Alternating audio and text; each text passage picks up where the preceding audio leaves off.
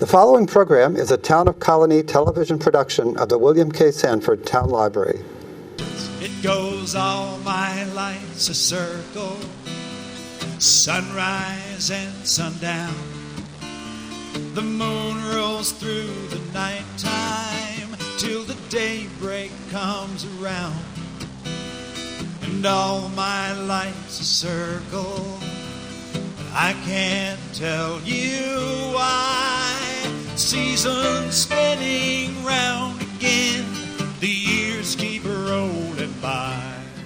Growing up, I lived in a very lovely middle-class home. And my parents saved and saved their money to buy that house. And it was really a home. I mean, from the moment we walked in the door, it wasn't just a house. But my parents didn't have a lot of money. We were working class people. And so the furnishing in that house was pretty much good, solid, used furniture. And it was great because, you know, nobody was yelling at you to not spill things or whatever, because it was already loved and well used. And it didn't have plastic on it like my Italian aunts used to have on the furniture, you know.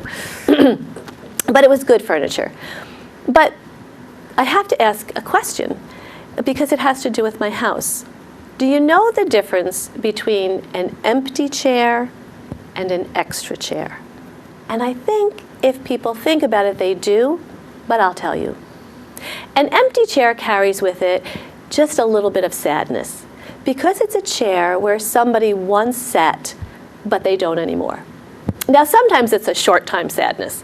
It could be the first time you have a child go off to summer camp, and you sit at the dinner table, and you look at that empty chair, and you think about when the call is going to come in the middle of the night, because they're not going to be able to make it and stay overnight. But you miss them because their face is not staring at you from that chair. It could be the chair where your high school students sat and now they've gone off to college. And even though they promise when they come home in the summer they'll be around, it's never the same again. Or maybe you have a child who has grown up and gotten married and has started a home of their own.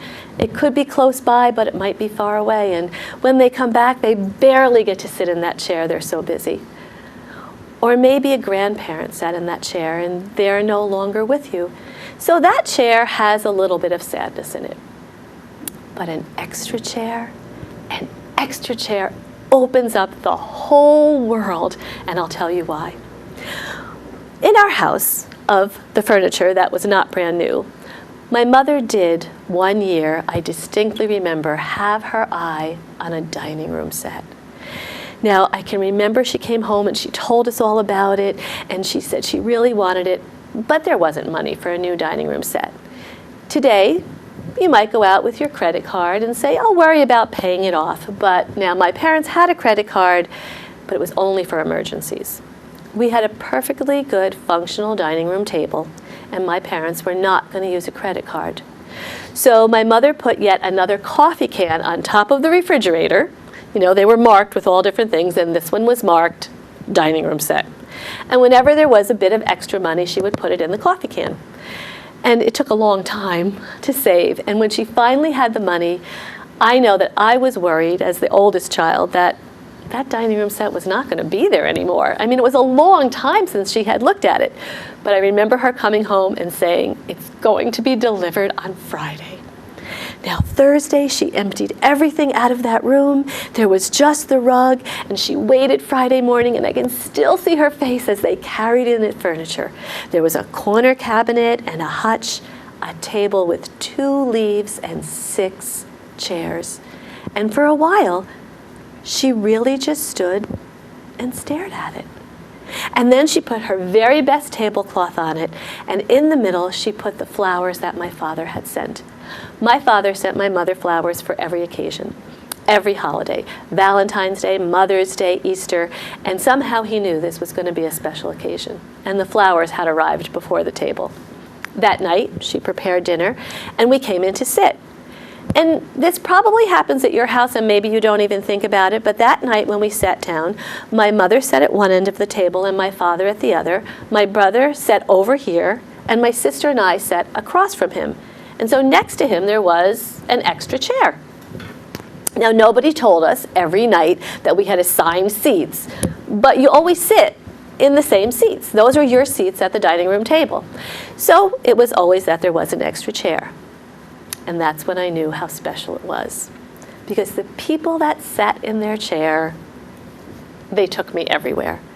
The first people that came and sat in that chair were the neighbors who wanted to see the new dining room set. And they would sit down in the chair, and I would be sitting in the other room, and it was there that I learned about gossip. Now, gossip is an important thing. Some people don't think so, but you should learn about gossip when you're young. There I learned that gossip means that some of the things that people are saying are true. Some of them half true. Some of them have no basis in reality whatsoever. But it's important to know that. Sometimes the people that sat in that chair were the people who were my father's political friends. I learned about how I was going to be canvassing the ward for signatures and putting up lawn signs and all of that. And I listened and I learned about politics. And I learned that politics is kind of like gossip.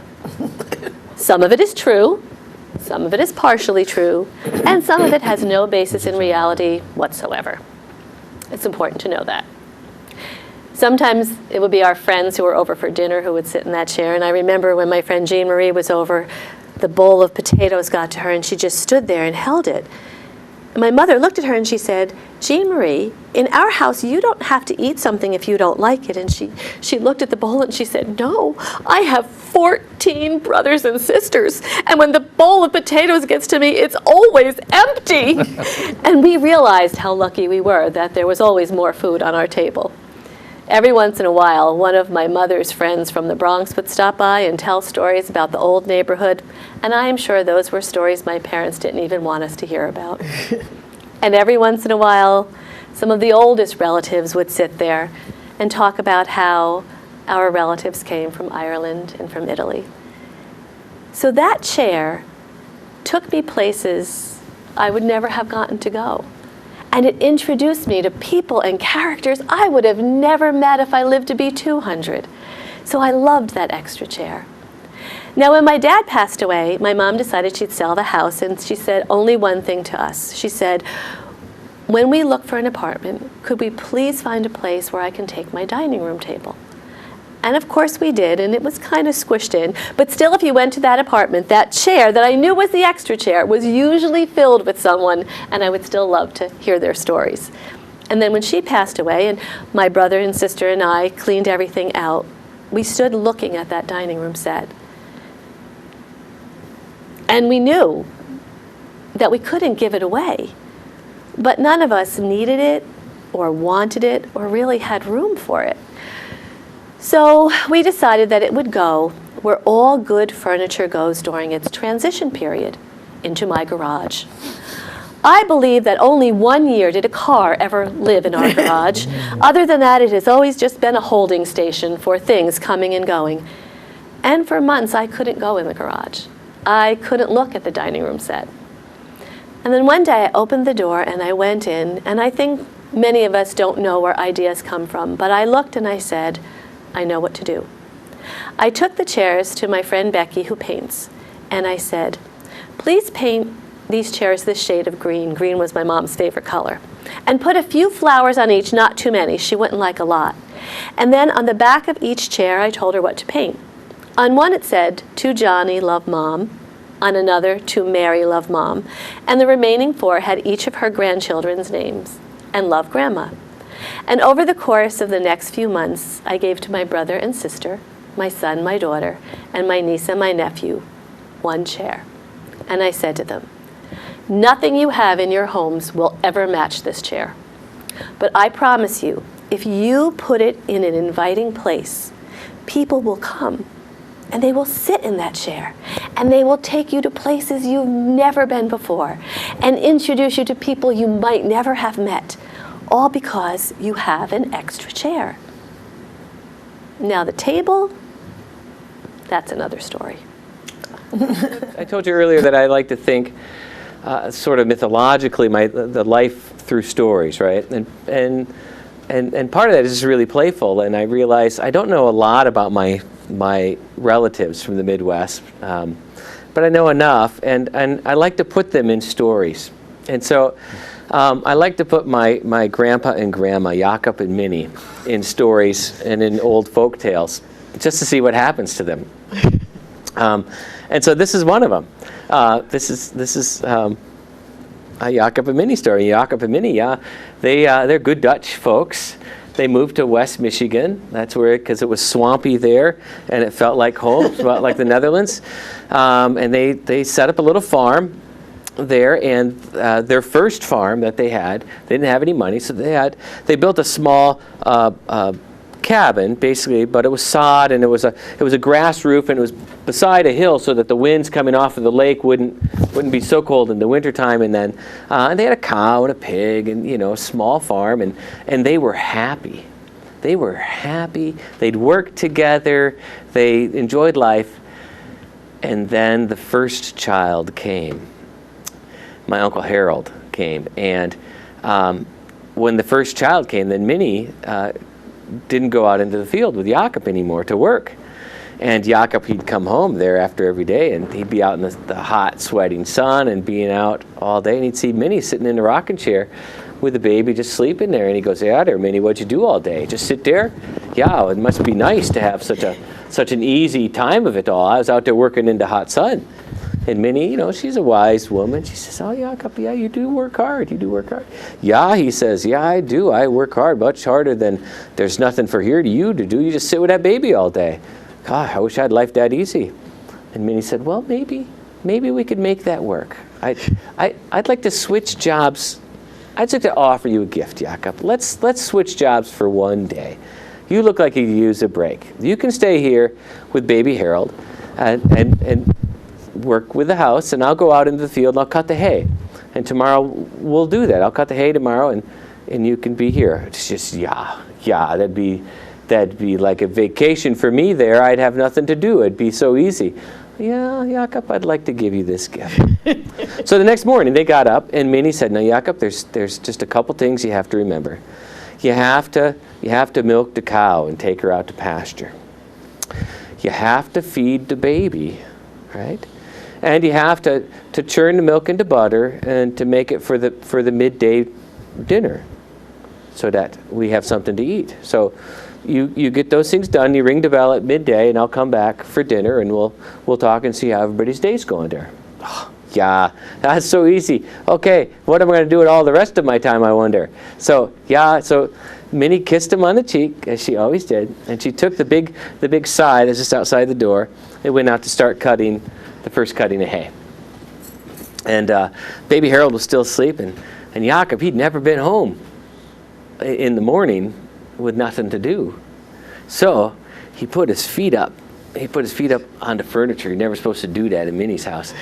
And he fell fast asleep because he had nothing to do. Well, suddenly the baby starts crying. He wakes up, and it's like an hour's passed. And the baby's crying, and the baby's really hungry.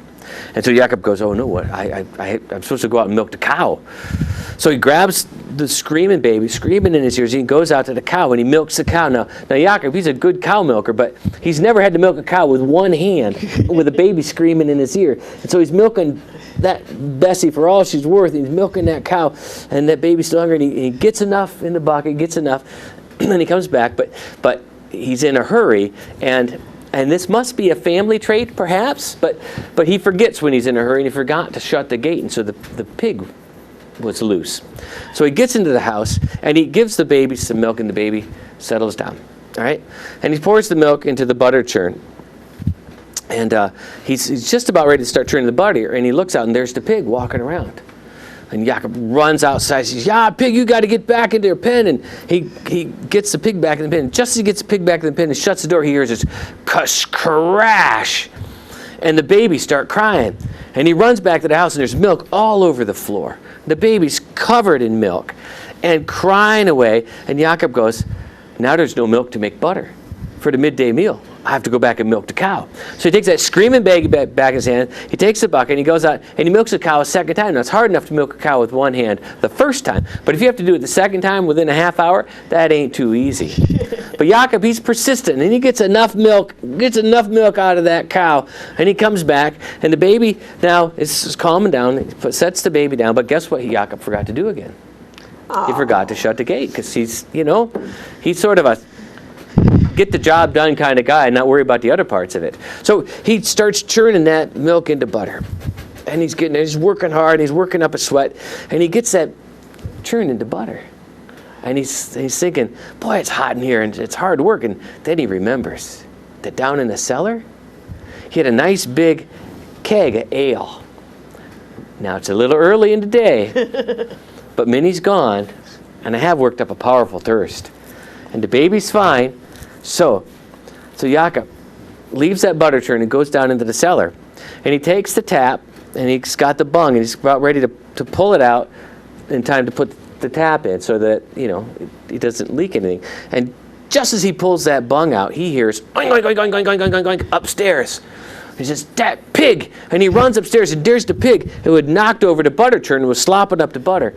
And Jakob takes that tap, which is still in his hand, and he throws it at that pig. And for the first time in his life,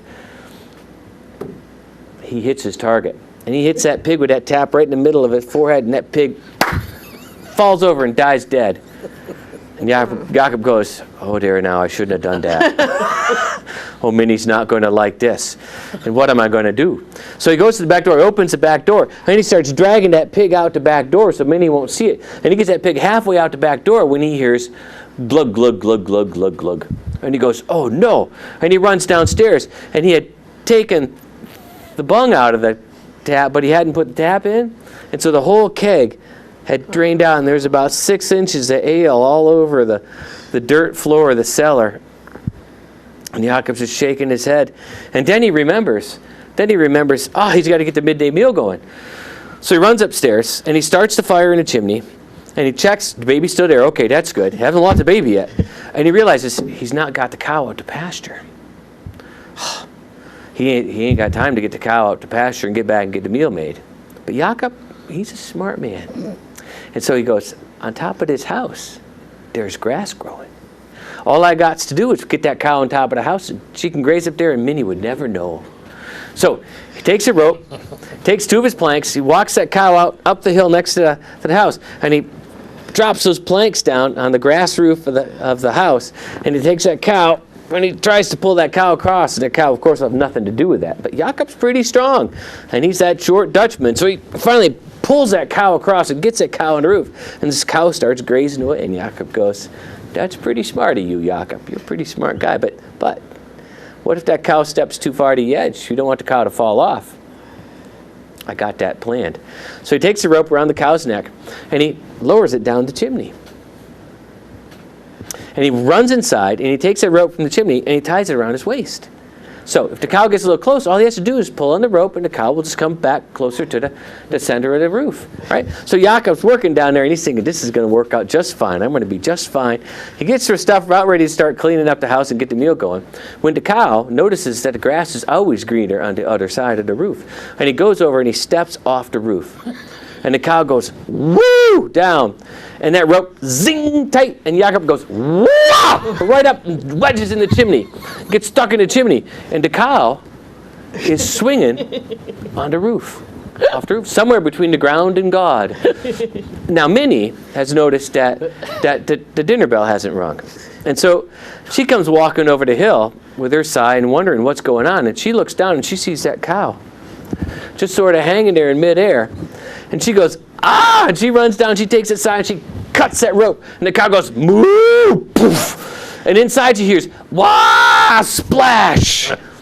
And Jakob ends up right in the middle of that kettle of boiling water. And it's sitting there in the fireplace. And Minnie walks and opens the door. And she looks. And she sees an overturned butter churn on the floor with a baby covered in butter playing in it. She looks across the room, and she sees the 2 hind legs of her pig, or what was left thereof. She sniffs and notices the faint smell of stale ale coming out of the cellar. And she looks over, and she sees Jakob sitting in a bowl of stew in the fireplace. And Minnie, being a wise woman, simply said, well there now, Jakob. How was your morning? And that was the last time they say that they ever switched jobs. Once, there was a piece of bubble gum named Betsy. Now, Betsy lived in a container just like this with 164 of her closest friends. And every day the lid would be taken off and little hands would reach in and pieces of bubble gum would be taken out, but it was never Betsy. And at night the lid would be put back on and Betsy would be put back up on the shelf between the Twizzlers and the M&Ms. Now, Betsy was sure that all of her friends were out in the world having excellent adventures while she was stuck here in this tub. But one day, the tub was open, and a little girl reached in, and she took out Betsy. Betsy was so excited. She felt her wrapper being taken off. Oh, it was a little cold. She had never been outside the wrapper before. And then she was popped into the warm mouth of a little girl.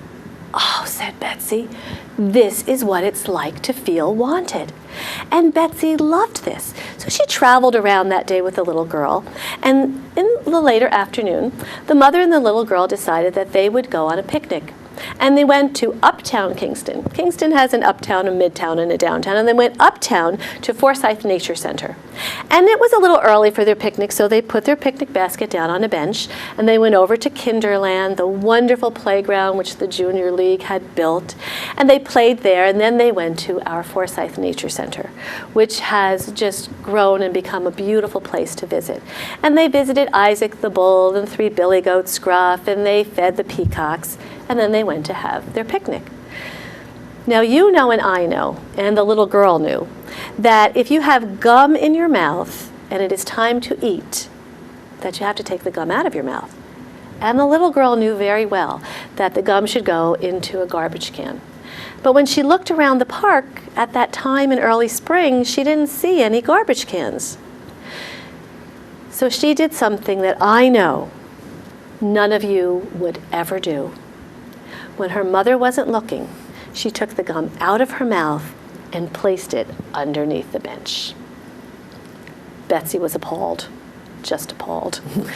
She looked and she thought, oh, where am I? All I can see is shoes. I see Crocs and flip-flops and sandals and sneakers, but what is my little girl going to do? And oh, she thought, I know, when my little girl is finished with her lunch, she will come back and get me. But you know that's not true. So the little girl and her mother went home, and Betsy spent a long, dark night underneath that bench. The next day, one of the maintenance workers from the park came to scrape off the old paint and get things ready for summer, and he scraped Betsy right out onto the sidewalk. Now, we all know that the sidewalk is a dangerous place for a piece of gum to be. And it was for Betsy. For that day, Mayor Satile, the mayor of Kingston, had driven up to Forsyth Nature Center for lunch. And after lunch, he was walking around the zoo talking to people, and whoosh, he stepped right on Betsy. Only he didn't really know it, and he got into his Jeep and he drove down Broadway to Midtown Kingston, where our historic City Hall is, across from our high school. And he was going to go into his office, but when he got out of his Jeep, his foot kind of hit the side, and Betsy was back out on the sidewalk. And he never really got to know Betsy at all. Well, that poor Betsy stayed on that sidewalk for a while until a seagull, obviously lost, flew down and swooped up Betsy in his beak, and flew all the way down from Midtown, downtown Kingston, where we have beautiful Kingston Point Park on the Hudson River. And as, of course, he flew over the sand, he saw his other friends, his other seagulls, and we know they always have to talk to each other, squawk, squawk, squawk, and Betsy fell out into the sand. This was very uncomfortable for Betsy to be covered in sand. But luckily, a squirrel came by and picked her up and put her on the table, saving her for later. Not too timely, though, for a family came and put their picnic basket down on Betsy. At the end of the day, Betsy was transported to the trunk of a car and then to a shelf in a garage where she stayed for 3 days. But 3 days later, that family decided they'd go on another picnic, and they went to Forsyth Nature Center, where Betsy had started out, and sat down on that same bench and put the picnic basket down, and when they got up, somehow Betsy ended up under that bench again. She was worried. She knew this was not a good place to be, but as she sat there and watched all those shoes going by, she looked and she said, "Oh, those are the shoes of my little girl." And the little girl and the mother sat down on the bench. And Betsy just sat there very quietly, of course, and the little girl sat there and she looked around and she thought to herself, "I wonder if my gum is still under this bench." And then the little girl did something I know none of you would ever do. When her mother wasn't looking, she bent down, found Betsy, and popped her right back into her mouth. Now, as gross and disgusting as that is, it means that Betsy Bubblegum lives another day. And so if you ever see me again, you might hear of other places in Kingston that Betsy Bubblegum has visited, or she might even come to your hometown and visit places that you would like to tell me about. So Betsy Bubblegum is sure to have some more adventures. The story comes from ancient Israel, and it goes like this.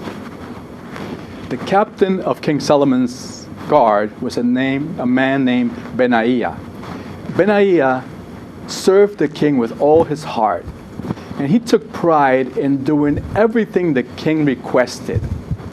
One day, the king overheard Benaiah bragging to his soldiers, "I can accomplish any task the king sets before me. There is nothing impossible for me." Well, this troubled the king because he knew Benaiah to be a quiet man of action.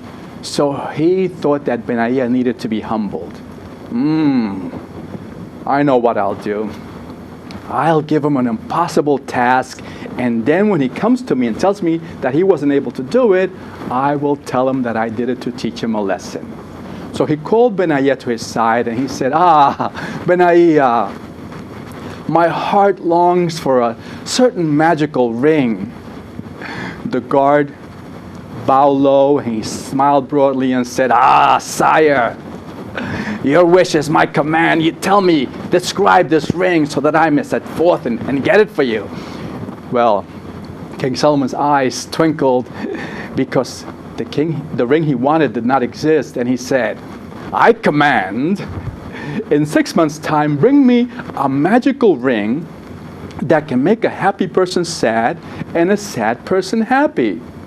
Well, Benaiah had never heard of such a wonder, but committing himself to the task, he said, "I will search the world if I have to, and I will get you that ring." And immediately he set off for the marketplace. He went to every goldsmith in Jerusalem, but none had ever heard of such a magical ring. The silversmith had never heard of a ring like that either. So he thought that perhaps the ring came from a faraway land. So he went to meet the caravans that traveled from afar, and he asked, "Have you ever heard of a magical ring that can make a happy person sad and a sad person happy?"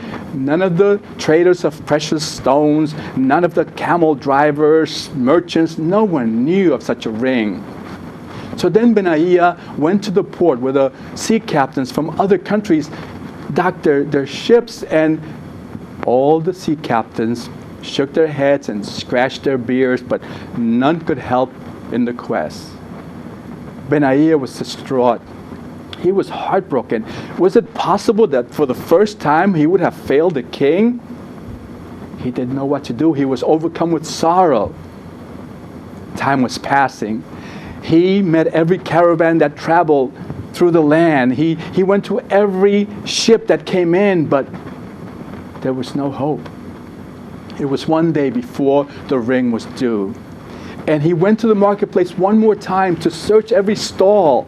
And on his way out, he saw a poor child sitting by the side of the road with some crude rings and bracelets on a rug. And he thought, I cannot leave any stone unturned. So he said, boy,